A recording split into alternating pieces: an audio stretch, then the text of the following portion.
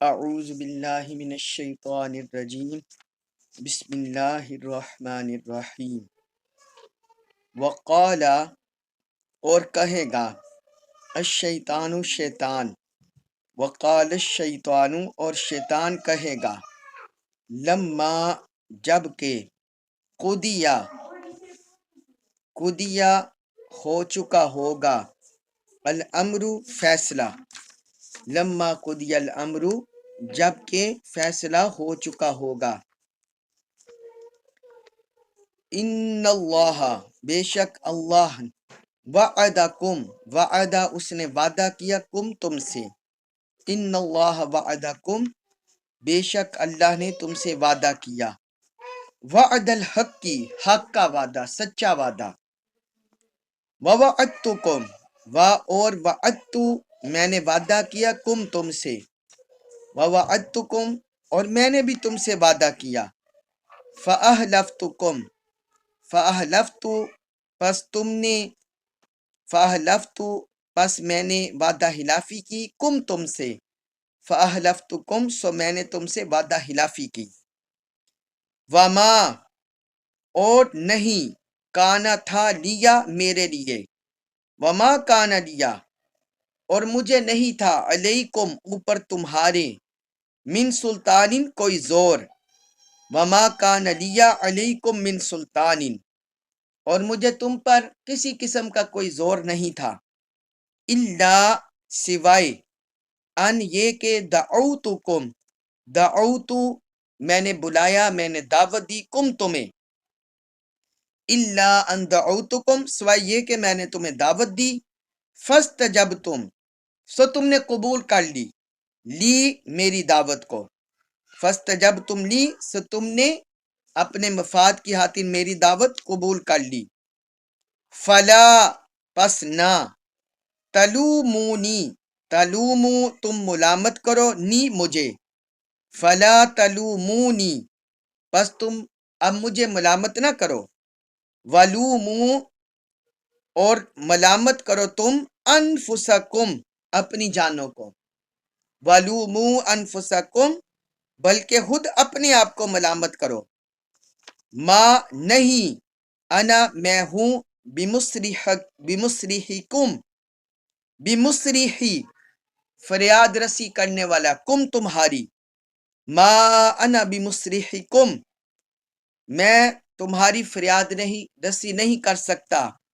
وما اور نہ انتم تم ہو بمصریحیہ میری فریاد رسی کرنے والے میری مدد کرنے والے اور نہ تم میری فریاد رسی کر سکتے ہو انی بے شک میں نے کفر کیا بما جو کچھ اشرکتمونی تم شریک ٹھہراتے رہے نی مجھے من قبل پہلے سے انی کفرت بما اشرکتمونی من قبل اس سے پہلے جو تم مجھے اللہ کا شریک ٹھہراتے رہے ہو میں اس کا کفر کرتا ہوں انکار کرتا ہوں یہ انکار کے معنی میں ہے یہاں کفر میں اس سے انکار کرتا ہوں آج ان الظالمین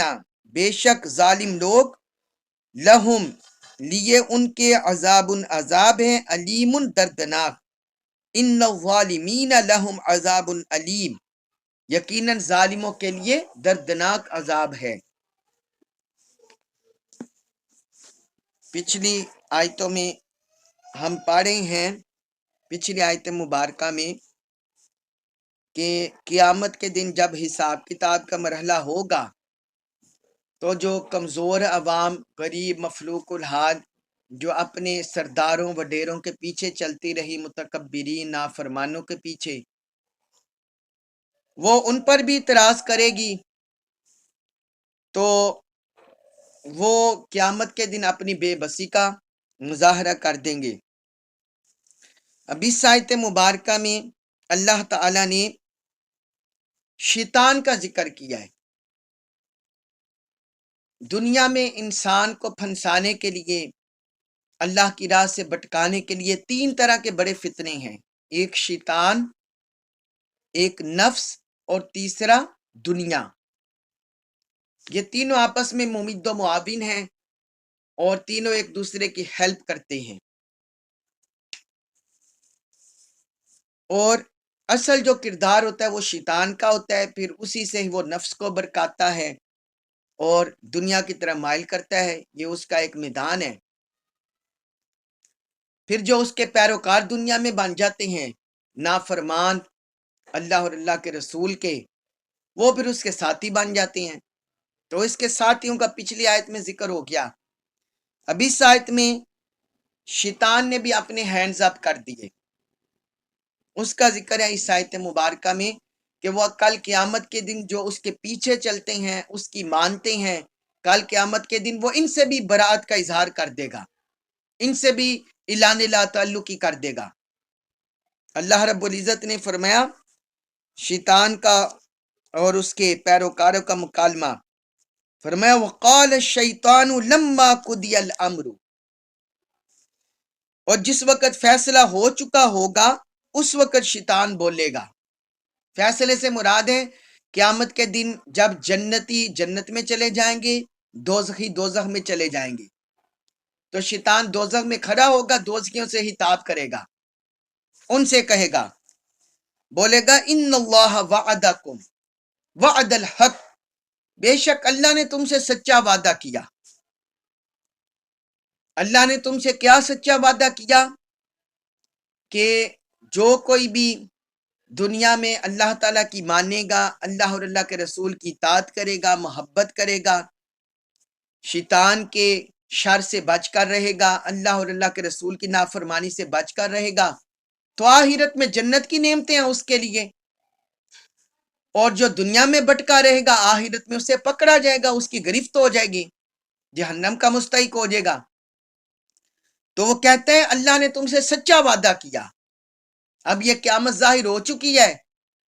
جو نیکوکار مؤمنین جنت میں چلے گئے ہیں اور جو کافی نافرمان وہ دوزخ میں چلے گئے ہیں۔ آگے اپنا کہتا ہے وَوَعَدتُّكُمْ فَأَحْلَفْتُكُمْ،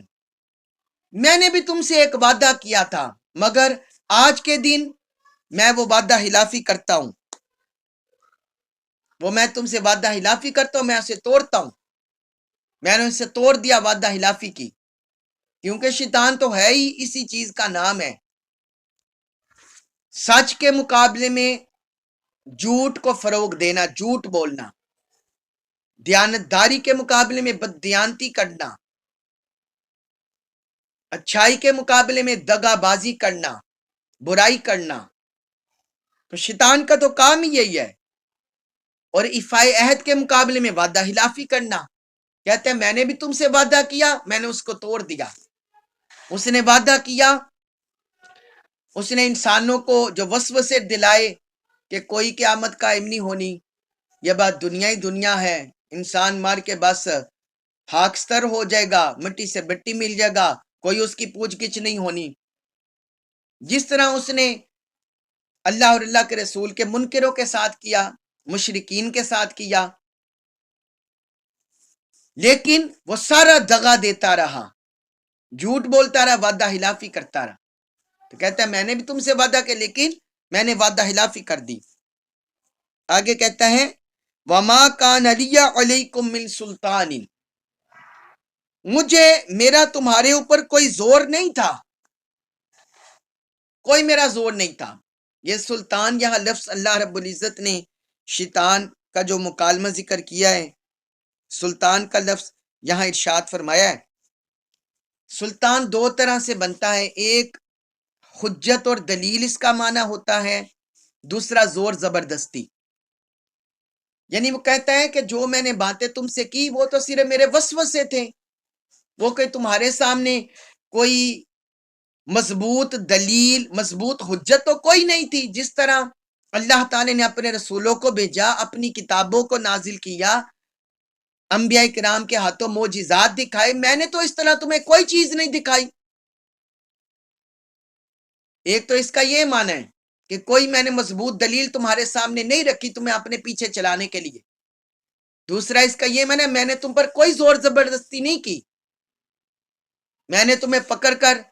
کسی جیل میں نہیں ڈال دیا، کسی قید خانے میں نہیں ڈال دیا کہ تم میری بات مانو گے تو تب تمہارا چھٹکارا ہوگا۔ تو وہ کہے گا قیامت کے دن کہ میرا تمہارے اوپر کوئی زور نہیں تھا، سوائے یہ کہ ان دعوتکم فاستجبتم لی، میں نے تمہیں دعوت دی، تم نے میری دعوت کو قبول کر لیا، میں نے تمہارے دلوں میں وسوسے ڈالے، تمہارے ذہنوں کو پراہ گندہ کیا، تمہیں تمہارے ساتھ جھوٹے وعدے کیے، بس میں نے تمہیں دعوت دے دی برائی کی طرف، شر کی طرف، دھوکے کی طرف، فراڈ بددیانتی کی طرف، تو تم نے میری دعوت کو قبول کر لیا، تمہارا بھی اس میں مفاد تھا، تم دنیا کی رنگینی سے محبت کرتے تھے، دنیا کی خواہشات کو چاہتے تھے، بس تم میرے پیچھے چلنے لگے، اب میرا کیا قصور ہے اس میں؟ آپ یہ دیکھیں کیسا وہ مکر جائے گا اور اپنے پیچھے چلنے والوں کو کس طرح وہ ناکام چھوڑ دے گا اور کیسے ان کا حال ہوگا۔ پھر آگے کہتے ہیں، کہے گا فلا تلومونی ولوموا انفسکم، بس تم اب مجھے ملامت نہ کرو بلکہ اپنی جانوں کو، اپنے نفسوں کو ملامت کرو، کہ تمہارے نفس، تمہاری جانیں، تمہارے نفس، انہوں نے دنیا کی خواہشات، لالچ، مال، نام نہاد عزت، شہرت پانے کے لیے تم میرے پیچھے چل پڑے اور انہوں نے تمہیں میری طرف مائل کر دیا، لہذا اپنے آپ کو ملامت کرو، مجھے ملامت نہ کرو۔ آپ اندازے کریں کتنا بڑا خسارہ ہوگا اس دن شیطان کے پیچھے چلنے والوں کا۔ اللہ تعالی ہم سب اہل ایمان کو اس کے شر سے بچائے، ہماری حفاظت فرمائے۔ پھر آگے بولے گا، ما انا بمصرخکم وما انتم بمصرخیہ، نہ تو میں تمہاری کوئی فریاد رسی کر سکتا ہوں، نہ تم میری کوئی فریاد رسی کر سکتے ہو۔ یعنی مطلب یہ ہے جس طرح آج تم بیجار و مددگار ہو، میں تمہاری کوئی مدد نہیں کر سکتا، اسی طرح تم میری بھی نہیں کر سکتے۔ جس طرح میں نے تمہیں لوارث چھوڑ دیا، اسی طرح میں بھی لوارث ہوں۔ میرا بھی آج کے دن، آج قیامت کے دن تو اللہ کی طرف سے ہی مدد ہوگی، اللہ کی طرف سے ہی رحمت ہوگی، اور تو نہیں ہوگا، یا اللہ کا اذن سے اللہ کے جو برگزیدہ بندے یا نیک اعمال وہ شفاعت کریں گے، تو باقی شیطان، اس کے پیروکار، اہل کفر، منکرین، وہ سارے کا سارا جتھا جدا ہو جائے گا اہل ایمان سے۔ تو کہے گا نہ میں تمہاری فریاد رسی کر سکتا ہوں، تمہاری مدد کر سکتا ہوں، نہ تم میری کوئی کر سکتے ہو۔ انی کفرت بما اشرکتمونی من قبل، جو تم مجھے اس سے پہلے اللہ کے ساتھ شریک ٹھہراتے رہے، آج میں اس سے انکار کرتا ہوں، اور وہ کھاتا ہی کھو میں ڈال دے گا۔ پہلے جو لفظ ہے اس نے بولا تھا کہ میں نے وعدہ خلافی کی، جو تم سے وعدہ کیا اس کی وعدہ خلافی کی۔ پھر اس نے آنکھیں کھولنے کے لیے اپنے پیروکاروں کو کہا کہ میرا تمہارے اوپر کوئی زور نہیں تھا، بس میں نے تمہیں دعوت دی، تم نے قبول کر لی۔ پھر تیسرا اس نے کہا کہ مجھے ملامت نہ کرو، خود اپنے آپ نفسوں پر ملامت کرو۔ پانچواں اس نے بولا کہ میں تمہاری فریاد رسی نہیں کر سکتا، تم میری نہیں کر سکتے۔ چھٹا پھر وہ اینڈ کر دیتا ہے اپنی جو اس کا شر ہے، فتنہ انگیزی ہے، اس کا اپنے پیروکاروں کے سامنے انتہا کر دیتا ہے۔ کہتے ہیں جو تم مجھے اللہ کے ساتھ شریک ٹھہراتے رہے، آج میں اس کا بھی انکار کرتا ہوں، جاؤ تم جدھر جاتے ہو جاؤ، اب جو سزا بھگتنی ہے بھگتو۔ دنیا بھی یہی ہے نا، انسان کبھی اپنی شہرت پر گمن کرتا ہے، کبھی اپنے مال پر، کبھی اپنے منصب پر، اور وہ خدا بن جاتا ہے، خدا کے منصب پر بیٹھ جاتا ہے۔ کبھی اپنے اختیارات میں معاذ اللہ کی طاقتوں، اللہ کی طاقتیں ظاہر کرتا ہے کہ میرے پاس ایسے ایسے اختیار ہے، قدرت ہے، طاقت ہے، حالانکہ کچھ بھی نہیں ہوتا، یعنی خدائی منصب کے دعوے کر بیٹھتا ہے، کبھی اللہ کے رسولوں کا انکار کرتا ہے، ان کا استہزار کرتا ہے، مذاق اڑاتا ہے، کبھی تقدیر کا، کبھی آخرت کا، تو وہ کس کے کہنے پر؟ شیطان کے۔ اور وہ کل قیامت کے دن کہے گا کہ جو کچھ تم کفر کرتے رہے ہو رب کا، رب کے رسولوں کا، آج میں اس کا انکار کرتا ہوں۔ یعنی وہ ہر طرح سے اپنے پیروکاروں سے جدا اپنے آپ کو کر لے گا۔ اس لیے دنیا انسان کے لیے جو امتحان گاہ ہے، انسان اس میں ہر لمحہ کوشش کرے کہ ہر لمحہ اس کا اللہ اور اللہ کے رسول کی رضا میں گزرے، شیطان سے بچ کر رہے، نفس سے بچ کر رہے۔ اللہ رب العزت نے پھر آگے فرمایا، تنبیہ کر دی، ڈرا دیا، فرمایا سن لو، ان الظالمین لہم عذاب علیم، جو ایسے لوگ ظالم ہو گئے ان کے لیے دردناک عذاب ہے، جو شیطان کے پیچھے ہی چلتے رہے، نفس کے پیچھے ہی چلتے رہے، دنیا کو سب کچھ سمجھتے رہے۔ اس کے بعد ہے سورت ابراہیم آیت نمبر 23، اس میں ارشاد فرمایا وَأُدْخِلَ، اور داخل کیے جائیں گے، الذین، وہ لوگ، آمنو، جو ایمان لائے، وَأُدْخِلَ الذین آمنو، اور داخل کیے جائیں گے ایمان لانے والے، جو لوگ ایمان لائے، وَعَمِلُوا، اور انہوں نے عمل کیے، الصالحات، نیک، جنات، جنتوں میں، وَأُدْخِلَ الَّذِينَ آمَنُوا وَعَمِلُوا الصَّالِحَاتِ جَنَّاتٍ، اور جو لوگ ایمان لائے اور وہ نیک عمل کرتے رہے، جنات میں، جنتوں میں داخل کیے جائیں گے، تجری، بہ رہی ہے، من تحتہا، ان کے نیچے سے، الانہار، نہریں، تجری من تحتہا الانہار، جن کے نیچے سے نہریں بہ رہی ہیں، خالدین، وہ ہمیشہ رہیں گے، فیہا، ان میں، بِإِذْنِ، ساتھ اذن کے، ربہم، اپنے رب کے،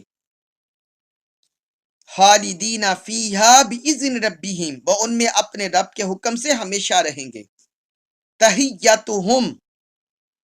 ان کا جو دعائیہ کلمہ ہے، تحیت کا مطلب دعائیہ کلمہ، جو ان کا ملاقات کے وقت دعائیہ کلمہ، فیہا، ان میں ہوگا، سلام، سلام، تحیتہم فیہا سلام، ملاقات کے وقت ان جنتوں میں ان کا دعائیہ کلمہ سلام ہوگا۔ پچھلے آیت میں ظالموں کا انجام، منکروں کا انجام اور ان کی بے بسی کو اللہ تعالیٰ نے ذکر کر دیا۔ اب اس آیت مبارکہ میں اللہ تعالیٰ نے اہل ایمان کو جو جزا ملے گی، انعام ملے گا جنتوں کی شکل میں، اور جو وہاں وہ قرار سلامتی پائیں گے، اس کا ذکر کیا ہے اس آیت مبارکہ میں۔ فرمایا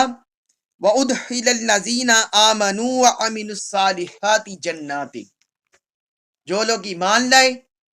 اور انہوں نے نیک عمل کیے، وہ جنتوں میں داخل کیے جائیں گے۔ ایمان بنیاد ہے، نیک عمل اس کے بعد آتے ہیں۔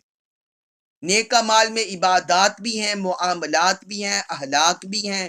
وہ سارے بعد میں ہیں۔ پہلے ایمان، اللہ اور اللہ کے رسول صلی اللہ علیہ وسلم پر، اور جو ایمان کے تقاضے ہیں ان پر کامل ایمان، یہ شرط ہے، ایمان کامل ہو پہلے بندے کا، پھر اس کے بعد جو ایمان کے تقاضے ہیں، جو اللہ اور اللہ کے رسول کی تعلیمات ہیں، اعمال صالحہ کی شکل میں، پھر انسان وہ بجا لائے گا۔ تو فرمایا جو مومن ہوئے اور جنہوں نے نیک عمل کیے دنیا میں، وہ جنتوں میں داخل کیے جائیں گے۔ اب اس سے پتہ چلا کہ جنت ایک نہیں ہے، اللہ نے بے شمار جنتیں بنائی ہیں۔ جنت کے کئی درجات ہیں جو احادیث میں نام آتے ہیں، قرآن میں بھی نام ہے۔ تو فرمایا وہ جنتوں میں ہر کوئی اپنے مقام مرتبے کے مطابق، ایمان اور اعمال صالحہ کے مطابق درجات سے نوازا جائے گا۔ آگے ذکر کیا تجری من تحتها الانہار، وہ جنتیں باغات ایسے ہیں کہ ان کے نیچے سے نہریں بہ رہی ہیں. سبحان اللہ، ایسا ماحول ہے، ساتھ ساتھ نہریں رواں ہیں، کہیں شہد کی، کہیں دودھ کی، کہیں سلسبیل، طرح طرح کی نہریں جاری ہیں. خالدین فیہا باذن ربہم، وہ ان میں ہمیشہ رہیں گے. یہ کوئی عارضی ٹھکانہ نہیں ہوگا. جو ایمان اور اعمال صالحہ کی وجہ سے جنتوں میں داخل ہو گئے، اب وہاں سے نکالنے نہیں جائیں گے، بلکہ ہمیشہ کے لیے رہیں گے. وہاں کی نعمتوں سے لطف اندوز ہوں گے، جو چاہیں گے کھائیں گے، جو چاہیں گے پیئیں گے، جیسے چاہیں گے زندگی بسر کریں گے. نہ پسینہ، نہ بولو براز دنیا کی طرح. عیش و عشرت. پہلے بنیاد مضبوط ہونی چاہیے، ایمان اور اعمال صالحہ. اور یہ کیسے، کس وجہ سے داخل ہوں گے؟ بِإِذْنِ رَبِّهِمْ، اپنے رب کے اذن سے، رب کے اذن سے. اپنی کوئی اعمال کے بھروسے پر نہیں، رب کا جس کو حکم ہوگا، جس کے اعمال رب کی بارگاہ میں مقبول ہو گئے، جس کا ایمان مقبول ہو گیا، رب کا حکم ہوگا داخل کر دیں اسے. یعنی اس میں جو انسان کا احساس برتری، اس کی جڑ کاٹ دی گئی کہ خبردار کہیں اپنے اعمال پر تکیہ نہ کر لینا، کہیں بھروسہ نہ کر لینا، کہیں اپنے ایمان پر بھروسہ نہ کر لینا اور دوسروں کو حقیر نہ سمجھنے لگ جانا. یہ اللہ کے اذن سے ہی سارے اہل ایمان صالحین جنت میں داخل ہوں گے. تحیتہم فیہا سلام، وہاں جو ان کا ملاقات کے وقت دعائیہ جو کلمہ ہوگا وہ سلام ہوگا. جنت کی نعمت ملنا، یہ بھی سلامتی، امن، رب کی طرف سے نعمت. پھر جو آپس میں جب ملاقات کریں گے، السلام علیکم، سلام علیکم کہہ کر ملاقات کریں گے، ایک دوسرے کو سلامتی کا پیغام دیں گے. جنتی بھی دیں گے، اور قرآن میں